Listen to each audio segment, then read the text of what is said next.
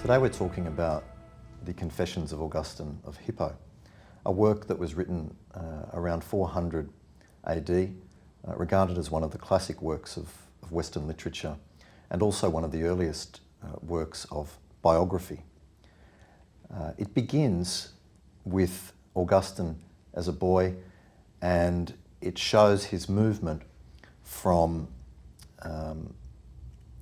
a boy raised by a Christian mother and a pagan father, although his father is on the way to becoming a Christian. He's a catechumen through most of Augustine's childhood.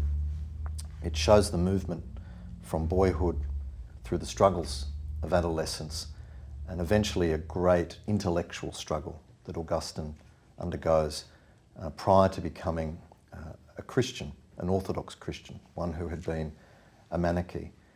And it's a work really that looks at some major perennial themes: the nature of evil, the origin of evil, the nature of God, and what it is to be human. I'm joined by Laurel Moffat and Matthew Tan, and I want to begin by looking at a passage in Book 6 of the Confessions where we see some of this struggle that I mentioned. But in this case, it's a struggle not in Augustine himself, but in his friend Alypius. This takes place at an event where gladiators are fighting. And Alypius, who has basically resolved that he's not going to indulge his love of these blood sports anymore, nonetheless succumbs to peer pressure, goes along to the event and says, nonetheless, I can basically get through this, until by the end of the passage we see that in fact he's succumbed to the bloodlust that he had resisted at the start. So I'll just read that. Alypius did not indeed abandon the earthly career of whose prizes his parents had sung to him. He had arrived in Rome before I did to study law.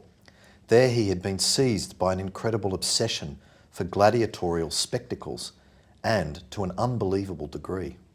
He held such spectacles in aversion and detestation, but some of his friends and fellow pupils on their way back from a dinner happened to meet him in the street, and despite his energetic refusal and resistance, used friendly violence to take him into the amphitheatre during the days of the cruel and murderous games.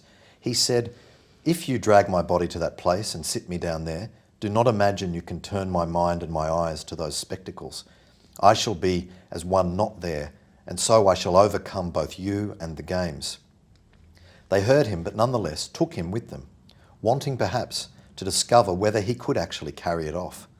When they arrived and had found seats where they could, the entire place seethed with the most monstrous delight in the cruelty.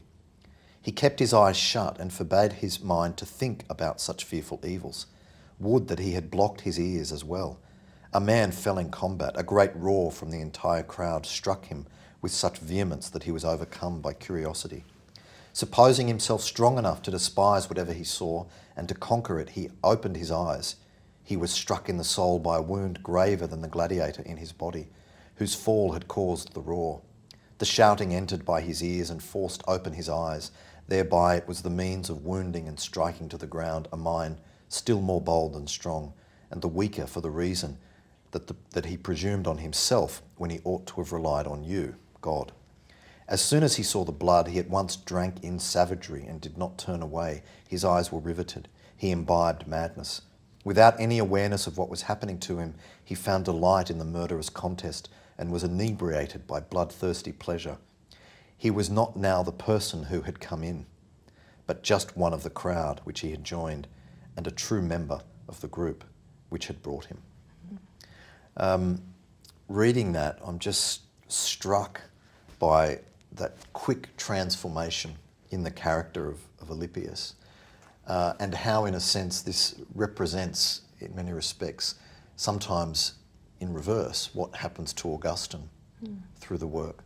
So let's explore that. Why is it that Alypius feels he can, notwithstanding he doesn't want to, that he'll go along, he'll keep his eyes closed and he'll be able to resist, and by the end he hasn't? There's that line, at least mine is a bit different from yours, but I shall prove myself stronger than you or the games. Yeah. I don't know what was beneath those words as far as his motivation, but that idea that I can prove myself to you, and I can prove myself, like I can enter this arena, and I'll show you, which could be proud, could be a self-reliance, I don't know, but well, Augustine says that, doesn't he? Because he's addressing this work in many respects to God as well as to the reader. It reads very much like a prayer. Yes. And in our translation, he says at that moment, he relied on himself instead of relying on you, as he should have done. But I think what we see here is also there's the conflict within Alypius, which is very much like the conflict within Augustine. But there's also that conflict between two worldviews, between and two views of a society, and one is this is still a pagan practice. We have sport, we send men into battle until they kill each other, and we sit around and we eat and drink and watch it. And then suddenly this invasion of this other world view, which is saying this is wrong.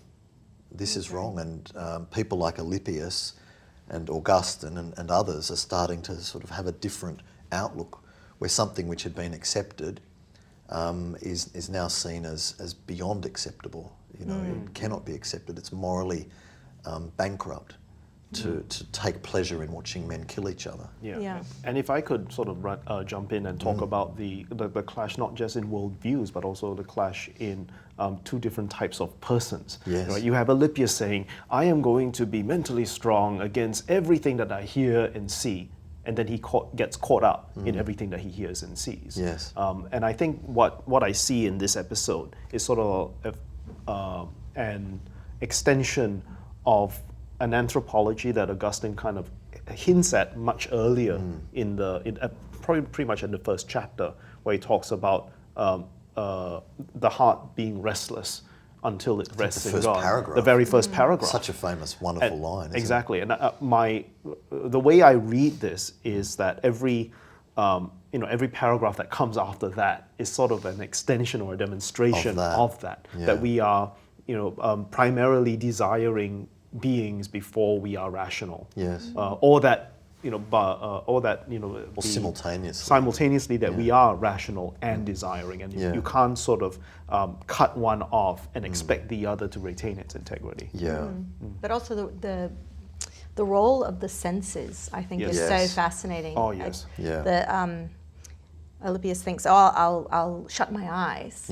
But yet what he hears infects his heart. And opens his eyes. And then it's like these keys turning in his ears and the eyes open. Which, it's a reminder, I think Augustine's reminding the reader, without even saying it overtly, watch out what you hear, watch out what you see. Put things before you that will lead you in a different direction. And what I was so struck, it's in the same book, but I was so struck when I got to this section about this, the show, that Alypius, he's wounded in the heart from it, which we know before the description of it, that turns into this obsession that he can't actually quench. But before that, the description of Ambrose reading, which I thought was so fascinating, because he did the description of a man reading silently, which I guess I take means that people read in a different way in the 4th century.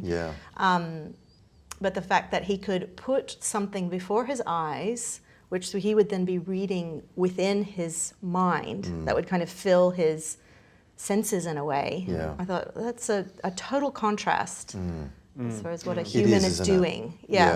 And you go ahead. Oh, sorry. There's a sort of a connection between the senses and the interior movements of the human person, of the human heart. It kind of reminds me of another text in Book 3, where Augustine talks about the theatrical shows rather than the gladiatorial combat. There's a line in book 3 where it says, "They were full of representations of my own miseries and fueled my fire." Yeah. So what you're seeing out there is sort of not something that is alien to you, Yeah. but is actually an outward representation of what is actually going on Yeah. in your own heart. Yeah. Wow. And I thought that was just like a really powerful thought or an idea that showed itself. Actually, it's interesting. I mean, we've talked about the gladiators and the theatre. The other thing that he comes back to is the effect on his soul, on his spirit, his mind and body of different works of literature. So the famous example, when he's talking about Book 4 of Virgil's Aeneas, of Virgil's Aeneid, the episode of the love affair between Dido and Aeneas, and how he's sort of looking back at this and he's almost appalled that he was so transfixed and obsessed by this. And then later, so clearly he has this ambivalent relationship, even when he's writing, these things that he did love, and that he almost is scared about these things that he loved and the power they had over him. Another example where he's talking about pagan literature, but this time in a positive sense, is Cicero. He talks about the ordered philosophy of Cicero and how it opened his heart to God. Reading this philosopher who basically says you should prefer truth over everything else. All other passions, all other preoccupations. And Cicero is saying you have to. The philosopher is someone who prefers, of course, as the word suggests, loves truth. And this is a fascinating thing to me as well about that interaction between the Christian world, the pagan world, that it's not like there's an absolute demarcation, that he sorts through his reading of these classical authors and finds what actually is consistent with and what's inconsistent with his Christian worldview. Yeah, it's a pursuit that is long, isn't it? And he continues to strive to find the truth. Yeah. But yet he also has that moment, I don't remember where he said, would that I've knocked on your door, Lord. Yeah. And then he kept pushing, kept pursuing truth. Yeah. But yet it seems that there's a simultaneous aversion to having it located in God. I don't know if that's what you found as well. Yeah, what I sense from that is that on top of the fact that it's long, it's also messy. Yeah. He goes all over the place. Yeah. And it's not as if that he goes all over the place in such a way that, yes, he expresses regret, but he doesn't treat them like they were wasted. Yes. There was one point where I cannot remember which book, where it says, these created things are platforms on which I raise my soul to you. Yeah. And so, whilst they did happen and they were, seemingly unfortunate events, nonetheless, they were still, at work in raising Augustine's consciousness to what is true. Yeah. Even in something like his relationship with his mistress. Yeah. Even there, he was still able to find things that were good, true, and beautiful in that relationship. Yeah. And it's also really helpful for the reader. I mean, because every detour that Augustine takes, we take with him. And he shows us his thinking at every point, which I find incredible, because it's a biography. Yeah. But it's also it's not just a biography of this person, but it's his mind, the working of his mind at every point, which is extraordinary to read of someone's thought processes at every stage. So we're taking in that thinking with him. Yeah. So we think those thoughts because we're reading those thoughts, and then constantly having the pre-conversion Augustine with the post-conversion Augustine with the scripture. Yeah. It's so beautifully layered at every moment, it seems. And then added to that, there's yourself, the reader. Yes. Superimposed onto it. Yeah. And you can kind of relate to this. This is a book that you can relate to. Yeah. Yes. In contrast to people who have these sort of flawless characters or have this straightforward path towards either success, happiness, whatever. Here's Augustine in his messiness, and you can actually relate to that messiness. Yeah, it's consoling in that Yeah. way. It is isn't consoling. He's so real. Yeah. I was at a party on Saturday night and I was talking to a friend about the confessions. And we were looking around this crowded room of people and we were like, he could be right here. Yeah. Like the things that he's talking about that humans think and feel and do, it's as current now as it was then. Yeah. It's just extraordinary. Let's talk a little bit about the role of the created order of creatures. We've talked about the role of the senses. We've talked about how the passage that you referred to, where he sees the created order as basically serving as a series of stepping stones to the uncreated. And yet at the same time, they can be stepping stones or stumbling blocks. The same thing can either be a path to God in Augustine's reckoning, or basically a hindrance to an encounter with God. Yes. And the mistress is an example, of that in his account.